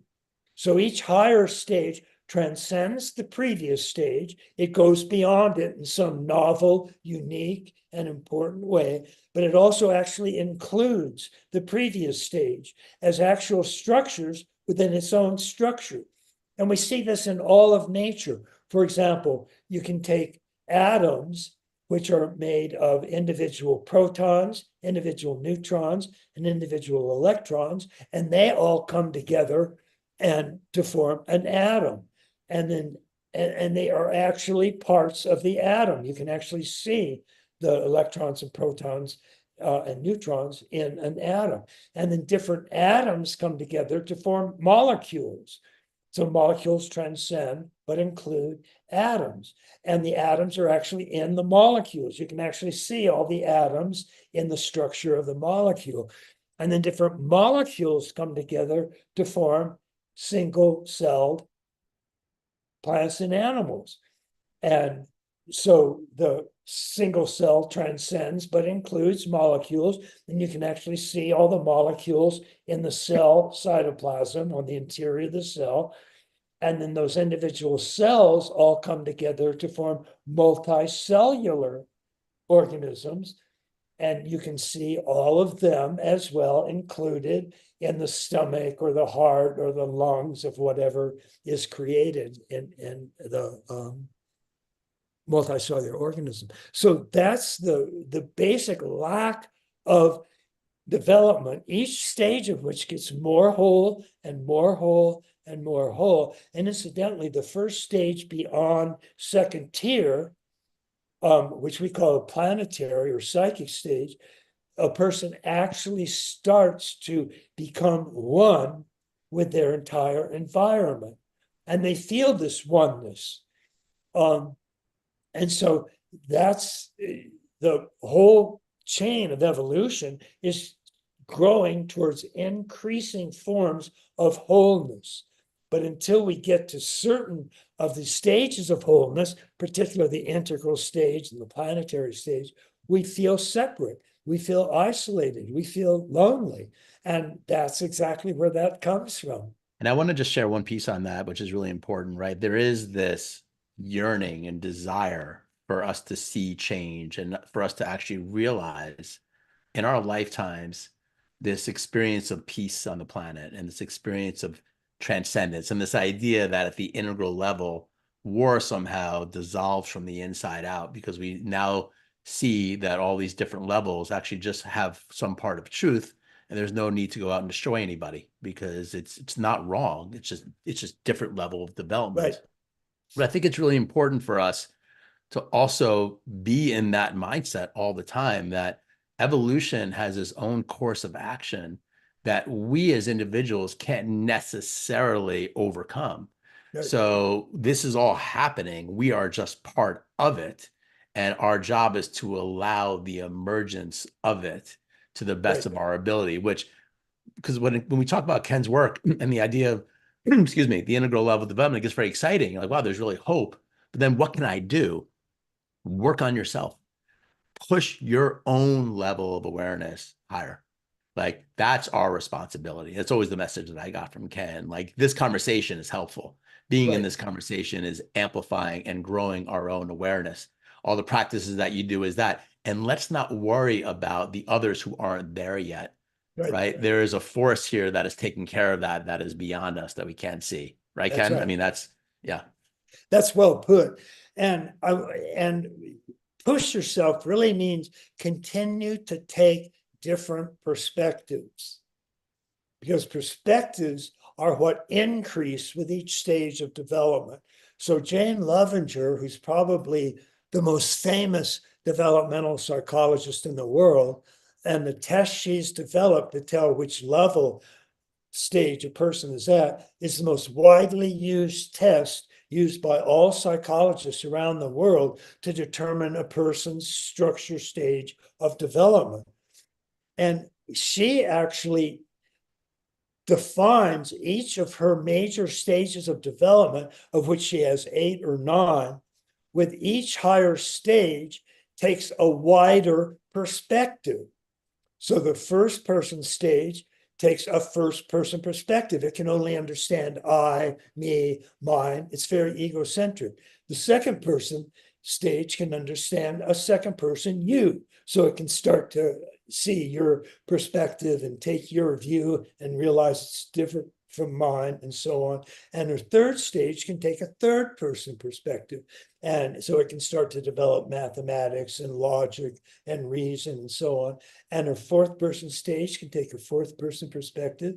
Fifth person perspective can take a fifth person perspective. Sixth stage can take a sixth person perspective. And the seventh stage can take a seventh person perspective. So what's a fourth person perspective? Well, when you're simply thinking about third person perspective and second person perspective and first person perspective, and you're seeing all of those lined up in a row, That's a fourth person perspective is what you're seeing it from. Then the same with fifth, sixth, seventh, and Actually, eighth. I want to say one thing about that, because I remember when we first talked about this, you had said to me, what does that mean to get a fourth person perspective? So I'm looking at the screen right now, and that would mean almost if Jessica, like my own awareness is Jessica's perspective of Shalom's perspective, of Ken's perspective, of my experience of being here is Right. practically what this means. So the idea that as we're growing, we're actually able to take these multiple perspectives. And I got to say, even here on this chat, somebody chatted in here something very beautiful. And I want to actually just highlight it because this is really, what was said. I'm trying to find it here in the chat. It said, I can finally I'm understanding this. I feel a deepening of compassion for Trump and supporters. Now, without judgment of Trump and supporters, but that is what this does. Right? Like, oh, like they're not wrong. They're not bad. There's a perspective there that is true for them. And it isn't objectively false or correct. Right. So this is the whole point of this, that understanding that actually can give us a moment of peace and understanding and real compassion instead of wanting to hurt, destroy, make wrong, which I think is put. Yeah. Yeah. I think it really is the seeds of this. Right. Yeah. And so here's what I want to do. There is one more question. Jim has had his hand raised, very nicely for a while. We're going to go ahead and take Jim, and then Ken, we're going to let you go. We'll do another 15, 20 minutes, which has been 2 hours of Ken Wilber. By the way, for those of you on the live call, are you enjoying this? Like almost no one is logged off here. Yeah, it's been so good. There's so much love and appreciation. And you guys see why I always want to have more Ken, because I think that this is so important. Like, what is more important than understanding this framework? We really want to leave our planet in better hands with our kids and grandkids. Understand this. Understand this framework. Share it with everyone you know. Like, raise their awareness so they can then be at peace with those that they're not at peace with now. That's what this does. Okay, Jim. Floor is yours, and let's do another 15 minutes or so. But go ahead. You can unmute now. Yeah. Well, gee, this was wonderful, Ken. It's been many, many years since I've looked at your work, so this is eye-opening to see where you've come. I'm a mathematician and spiritual explorer, looking at the works currently of Robert Sardello and his Silence. Peter Kingsley, you may know, who you brought in Jung. Catafalque Coup, Carl Jung, The End of Humanity, which makes a case that Jung was really a mystic. Yeah. And then Wolfgang Smith, whom you may or may not be aware of, in his Quantum Enigma and other things. But what prompted me to raise my hand at first, but you've said so many things, is your comment about Whitehead, and I wanted to remark on one very important idea I'm not sure I want to call it an idea, but one important thing that he brought to my awareness was the notion of the Cartesian bifurcation. The issue that Descartes has really spoiled the sciences in some sense, because he put the qualitative features of the outside world into the mind and left the quantitative out there, which is all about mathematics in some sense, and the idea that modern physics is saying at some level reality is really particles moving rather randomly with no purpose according to certain differential equations. Right. And that's a disaster. That's a disaster. I'm glad to hear you say that. And so maybe you've answered my question. You're familiar with him, but I'm also, as a mathematician, intrigued by the work of Dembski. I'm the whole thing about design, and I know that's a very, very controversial issue, but but my current understanding, without having dug deeply, is that you can't explain evolution. You can't explain DNA, the complexity of DNA. You can't explain that within this current Cartesian framework where you've reduced reality Right. to the motion, rather random motion of particles with no purpose. That's right. Yeah, I Okay, so Ken, agree. you want to comment on some of that? Because I want to keep this simple. We're at 2 hours in. I want to give Ken a break, but go ahead. What are your thoughts on what Jim just shared, and how can we bring it home to what we were sharing here, like in terms of like using this theory practically in our lives, if possible? So, what are Sure. your thoughts? Well, I agree with virtually everything you've said. It's not true that mathematics just works out there, and that out there is nothing but a series of random particles, and we're just balls of meat wandering around randomly in this meaningless universe. That's the worst possible takeaway you can get from modernity, is just that Cartesian massive dualism. It's so harmful to human beings that believe that load of nonsense. And just so you know, I look at the universe as composed of holons. And a holon is a word that was invented by Arthur Kessler, which means a whole that's part of a larger whole. And if you think about it, everything in the universe is made of holons. So we have whole atoms are parts of whole molecules are parts of whole cells are part of whole multicellular organisms, and multicellular organisms are part of an entire tree of life, and so on. And each holon has a certain number of drives. And one of the most important drives is this push towards wholeness. And I call that push eros, because eros is sort of a desire for a greater whole, a greater unity. And that desire is an actual force in physics. And we have several people that are working evolutionary biologists, or people like Stuart Kaufman of the Santa Fe Institute, that have postulated that there actually is another real force in the universe. And they call it the force of self-organization, or what I call eros. And all individual things, all holons, have a drive of eros, or self-organization.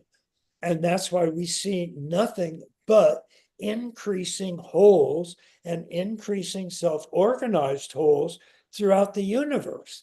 And we don't yet know if there are other actual life forms, but it's certainly plausible given the incidence of eros, or self-organizational forms.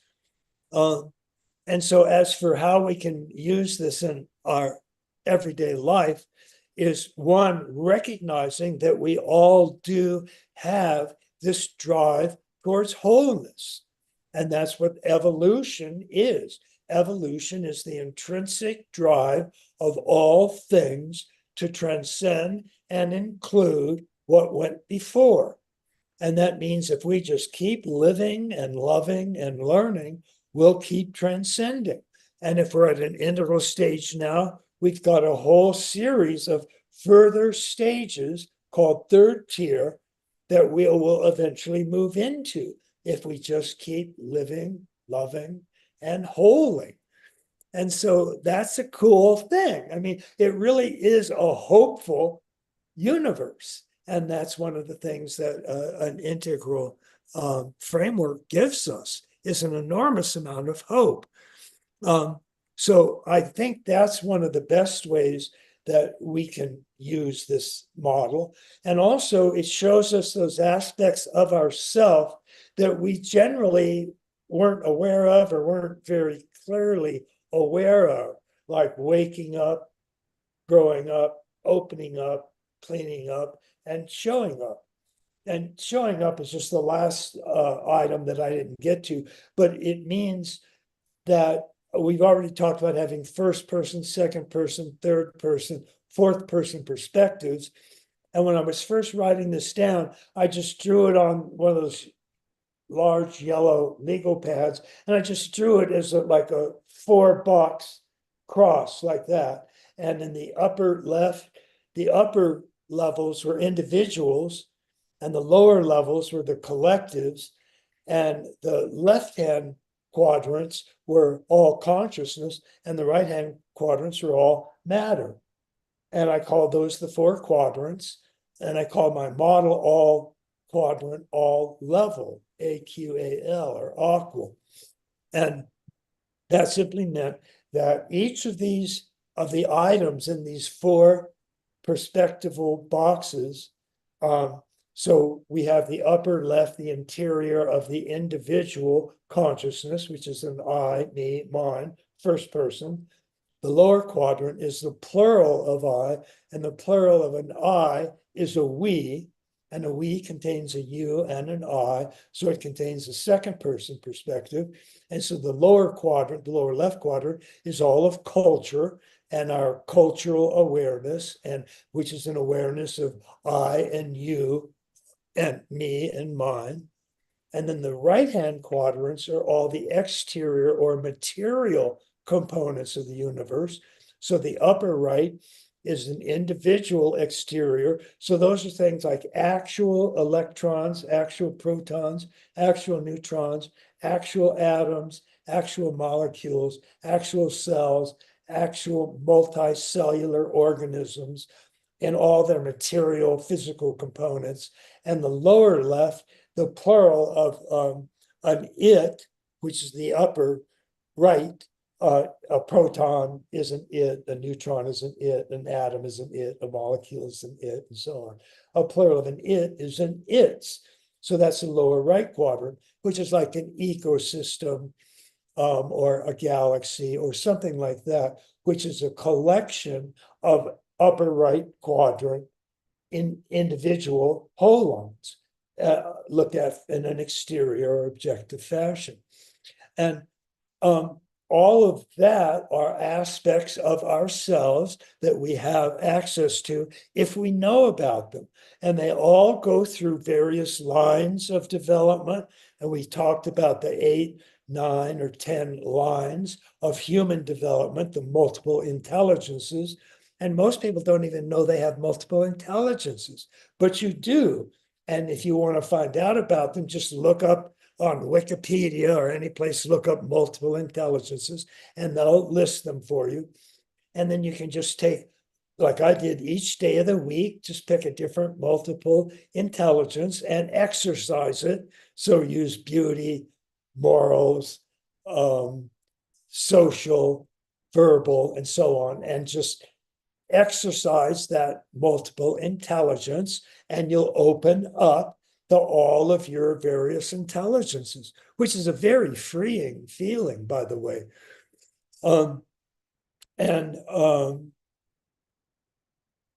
Then we have cleaning up, which of course is attempts to unite our shadow its with our I, main self I. And you can do that the way Fritz Perls did, but all of us have various things in the environment that we dislike or occasionally even hate, certainly other people. And all we want to remember is that you're projecting your shadow, it, onto other people. And if you hated that shadow it in yourself, you'll hate it when you see it in other people. And that's a very important piece of information to know. Namely, developmental psychologists all agree that the only things you hate in the world are those things that contain parts of yourself that you first hated and tossed out of yourself because you hated it. And when you tossed it out, you see it in somebody else. And then you hate them. Well, just go around and notice the number of things, and they can be things. I mean, you can love a car or hate a car. And if you love a car, it's because you're putting some of your good stuff into the car. And if you hate it, it's because you're putting some of your bad stuff into the car. And that's just an enormous amount of things in this outer environment that you see. And you think that that's just all, they're all horrible or all wonderful. But at least you're aware of it. And so you're using that. And then as for waking up, this sort of unity with everything in your environment, there's a simple metaphor you can use to at least get a sense of what being one with everything you're aware of, what it's like. And it was invented by a member of the London Buddhist Society named Douglas Harding. And he presented it in a book called On Having No Head. And whenever I explain this, it works for about 50% of the people, and about 50% of the people can sort of understand it, but it doesn't really click. So I'll just explain it to you and we'll see how it works for you. But Douglas Harding says, notice you can see every part of your body except one. You can see your feet, your toes, your ankles, your legs, your thighs, your waist, your stomach, your chest, your arms, your hands, your fingers. But notice the thing you can't see is you can't see your head. And the more you think about that, the weirder it is, because all you can see are like these two fleshy blobs. That's your nose, but you cannot see your face. You can't see your head at all. And even if you get a mirror and hold it out there, you're seeing the reflection of your face. And it's not even where your face is. It's someplace out there where the reflection of the mirror is. So if you look at where your head is, notice that you have no head, but right where you thought your head was, someplace on this side of your eyes, what you see is something that you're looking at right now. So if you're looking at a computer screen, you'll notice that that computer screen is actually sitting right where you thought your head was. You're one with this computer screen. And you can actually feel that oneness. And if you look beyond the computer screen, you'll see the wall behind it, but the wall is also actually sitting right where you thought your head was. And that's a unity experience. And notice you're always in this headless condition. You always don't have a head. What you have is the sum total of all the experiences you are seeing out there. They're all arising on your shoulders, right where you thought your head was. And so that can give you at least a taste of a unity experience. And if not, well, just think about it and maybe it'll click sometime. But that's just a way that you can work this unity experience into your everyday life and recognize that you are one with everything that you're looking at. Yeah, and I remember, Ken, when I first met you and I came out to Colorado, and you kind of ran us through an experience of that. And you had the blue pancake rolling down. I know that's a meditation that you'll often do. You have the blue pancake. And so we're going to start wrapping it up because we've been about 2 hours here, which is like so amazing. And we could stay on a little bit longer if we want to, but if you're on the live call and you want to get off, it's fine. And this session will be on my podcast, it'll be on my YouTube channel, so you can always come back to it. But I think the message that I'm getting, if I can wrap up just a little bit, is that this framework of integral theory is not just some fun little thing. It's actually a very important thing to understand, that actually just the understanding of it is what pushes forward a heightening of individual and collective awareness. But it's not just random without a goal, right? Meaning that it's very purposeful what we're doing here by understanding this, that at these next stages of development on the planet, what Ken calls tier 2 and then tier 3. Now, you mentioned tier 3, And I'm sure some of you are like, well, what does tier 3 consciousness look like? And I remember when I first asked Ken about it and he just started to describe it, I couldn't understand one word he was sharing, which meant that I'm clearly not even close to broaching that. But maybe, who knows, as we move forward, we're always pushing the bounds on that. But we are looking to make change here, right, as individuals and on the planet. And so understanding this framework is, as he shared before, the very thing that does that. Practices like meditation, mindfulness can help. And look, at the end of the day, this is a hopeful message. The other thing that I got out of this, to infuse this awareness into the technology that's emerging. Right. This is really important. And one last question I just want to ask you, and I want you to be quick on this one because I don't want to stay too long. I'm curious, and we had a bunch of people ask this, is the AI also going to run through the same levels of development as we do, or is it different? And it reminds me of the movie Her with Joaquin Phoenix. I don't know if you saw that movie. Yeah. Brilliant, right? Because it was actually AI running through levels of development in some way. Right. But just real quickly, in your experience or your thought, is the AI going to run through these levels, or does it have an entirely different way of evolving? Well, what they're designing it to do is move through the same levels so we can communicate with it no matter what level we're at. Very cool. And I think they're going to pull that off. But of course, they'll have to get, I think, to a level of general artificial intelligence first, which is generally when the singularity is reached and AI attains some form of self-awareness. And that's called general artificial intelligence. And I think it'll have to get to that stage in order for them to be able to create. In other words, they're trying to build these structure stages as a transcend, but include algorithm. So they're going to actually to build the first stage by transcending and including the archaic stage. And then when they move from magic to mythic, the mythic stage will transcend and include magic. And then rationality will transcend and include mythic, and so on up the stage. So it'll probably end up, if it gets first and second tier correct, it'll probably just keep growing through third tier. And so we'll find out what the upper levels of third tier. And that is like the movie, that is kind of what happens to Scarlett Johansson's character, who's the AI voice in the movie Her. Shalom, I'll let you chime in here.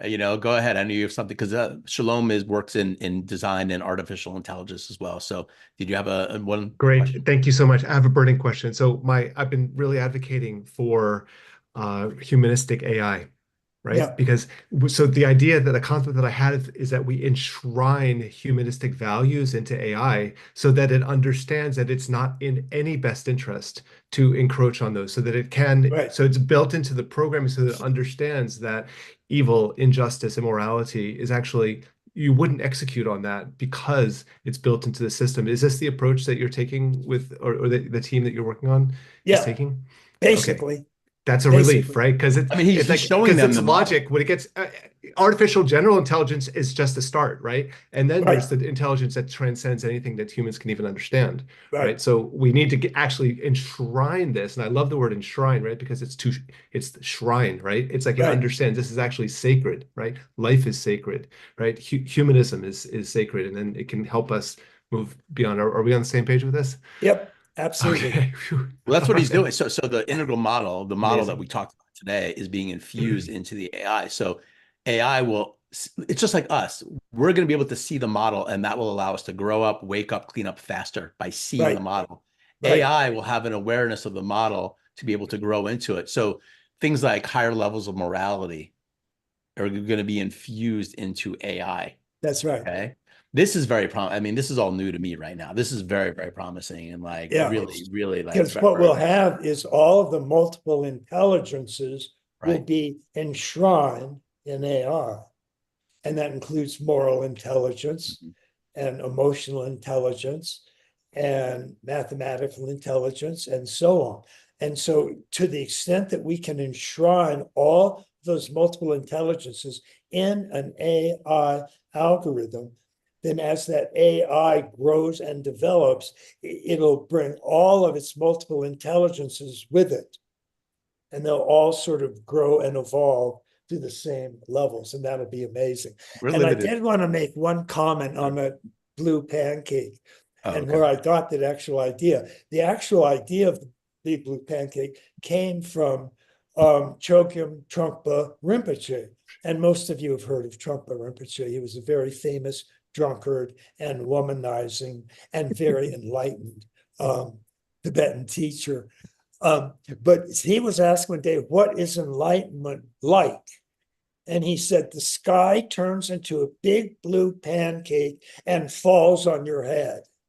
And that's exactly the headless condition. Because when you look at the sky, it's arising right here, right where you thought your head was. And that's the way Trungpa directly explained it. So I've always, ever since I heard Trungpa say that, I've always felt okay using the big blue pancake. You used it great, and I've had that experience. So, yeah. It's funny because when you just said that, you said Trump did it. I was like, oh, Trump's describing that, but Right. doesn't feel like that. But so we're gonna go ahead and give it a wrap. And if you're on the live call, what I'd love you to do is just like give some love for Ken into the chat. Ken, I just want to thank you for this. Again, I love talking to you. You know, it's one of my favorite things to do. I get more excited and motivated myself when we talk, because I remember why I'm here, why we're all here, which is to literally play our own part in this emerging narrative, and understanding these 5 different levels or these 5 different perspectives allows me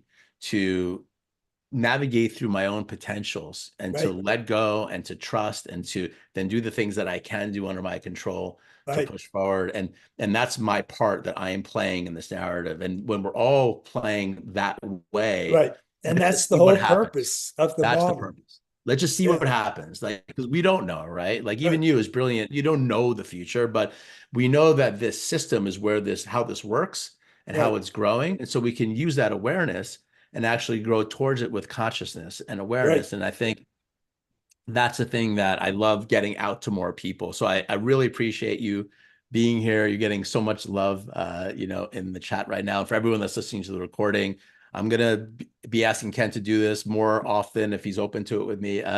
We've had a pleasure, and I just want to, again, from the bottom of my heart, thank you. And just the love that you're sharing in the world. And it's such a gift what you're giving to us. It's really, really a very, very powerful gift. Well, thank you. And so I get it. I honor it. And however I can get it out there, I will do that. So thank you, Ken. Well, thank you. Yeah. Bye, everybody. Bye, Ken. Thank you. Big love. Everyone's giving you love. I have them unmuted. I can actually unmute everybody just for a second. Ask all to unmute. Guys, what do you all think? Pretty good? Oh my God. Mind blowing. Oh my Amazing. Wow. Absolutely fantastic. It's Thank you so much.